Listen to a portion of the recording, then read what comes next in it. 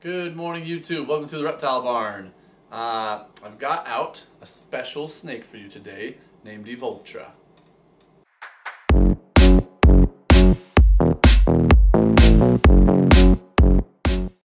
I just wanted, for those of you who haven't been watching the vlog as long, just wanted to talk about this snake. She's got a special backstory. She herself is just a special snake. So Evoltra is what is known as a Volta or a Sub-Saharan ball python. Sub-Saharan ball python is kind of a silly name, but the Volta mountain range in Africa, for whatever reason, that region within the ball python's native range is known for having really gigantic ball pythons, right? So these are wild ball pythons in Africa. She is one of them. She is our only wild-caught snake. We've told a lot of people we're not really in favor of bringing in wild-caught animals. They don't do as good for you. It's harder on the animal, it's harder on the keeper, and with ball pythons, there's really no need. However, here we have one, so we're a hypocrite. But what happened was, we had always known what Voltas were. These just extra large, beefy snakes that are known for having huge clutches of eggs. Breeders like to get Volta blood into their different projects just so that their females tend to lay more eggs. It's a big girl, she's going to lay more eggs. So, somebody, this was 4 years ago or so, had kind of a new dinker project looking snake that looked a little bit like Desert Ghost, which is why we were kind of interested in it. And we were talking to him about this snake, and then he told us about this girl here who we ended up purchasing. And anyway, long story short, he had imported this snake, right, as a Volta. He wanted a Volta in his collection. She had not eaten for him in 12 months, okay, and she was dying. She was starving to death. I know ball pythons can go a long time, and a healthy python that, it's just fasting because it wants to fast, it probably can go 12 months and be all right. We've experienced close to that. Not quite that, but pretty close. However, this was not the case. This was a ball python that had been eating, probably all the time in the wild, and then got into captivity and just would not eat. And he was panicking. And we were like, well, we breed gerbils. And we've heard that a lot of ball pythons take better to gerbils than they do to, our domestic rats and mice. So he's like, you know what, I'm gonna send her to you. So we paid him like a little bit, but he really just wanted her to not die, and he sent her to us. And we started offering her gerbils, and within like 8 days, she was pounding gerbils, and she bounced back. But this girl, who you see before you, 4 years ago when we got her, she was like 17 or 1800 grams. Okay, same length, full adult snake, huge head. That's one of the tells for a Volta, is that absolutely gargantuan head. It's more obvious when you do like a side-by-side with another ball python that's not a Volta, but just really massive heads on these Voltas. So this snake, who right now is around 3,500 grams, she was like 1,800 grams when we got her. I mean, every rib was sticking out. Her spine was jutting out. We were like, she's gonna die. There's no way. But we gave her some small gerbils. She perked right up. She was awesome. So once she had eaten several times, we dewormed her. We found a couple ticks on her, so we treated her for ticks.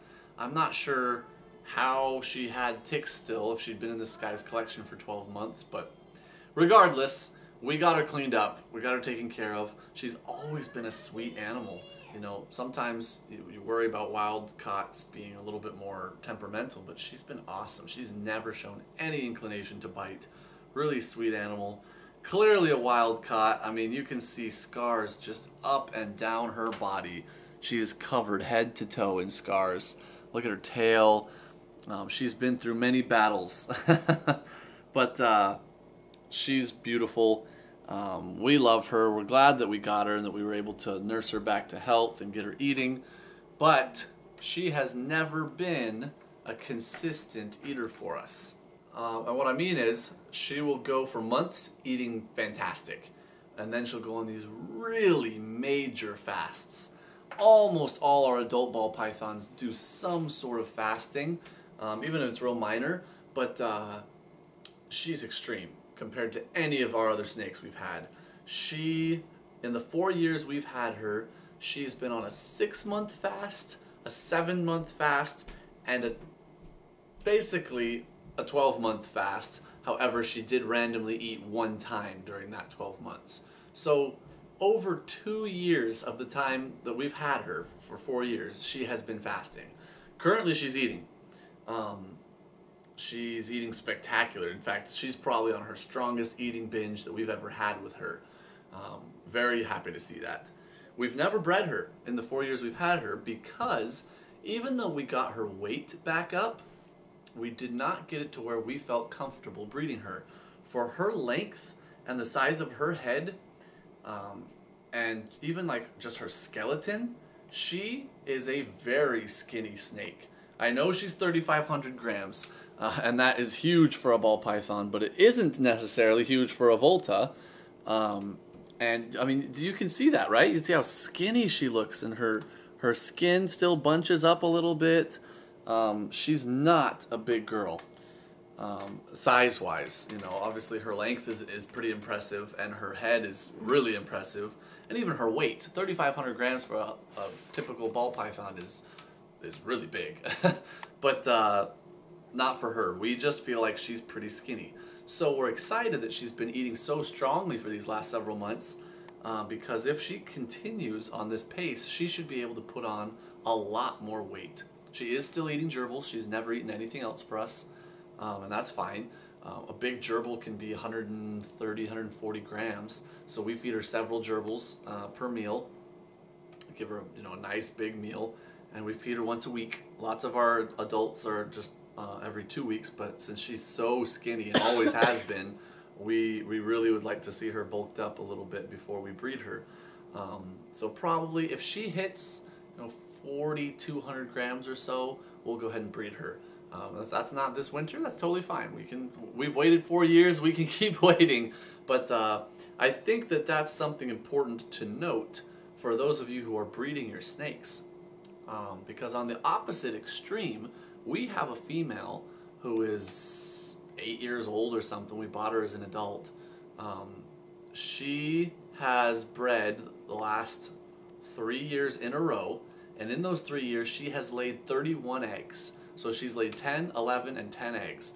Spectacular eater, spectacular breeder, never laid a dud in her life, and she caps out absolute maximum at like 1,700 grams. And then she lays her eggs, she drops down to 1,200, 1,100 grams.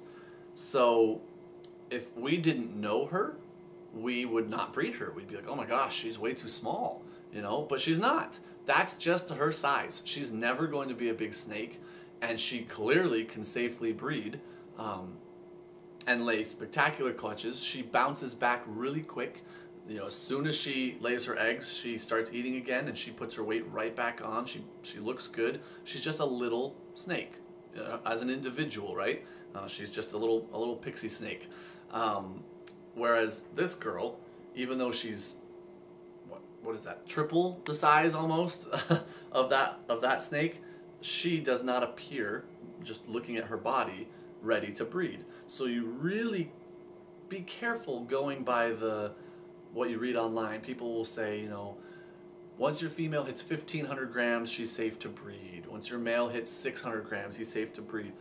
Well, maybe, but if your female is, 2 years old, barely, and she's at 1,500 grams, you might want to still be careful, because that's probably a snake that her full growth is going to be a lot bigger than that. So you're breeding her fairly small compared to what she's going to get to. So just be careful.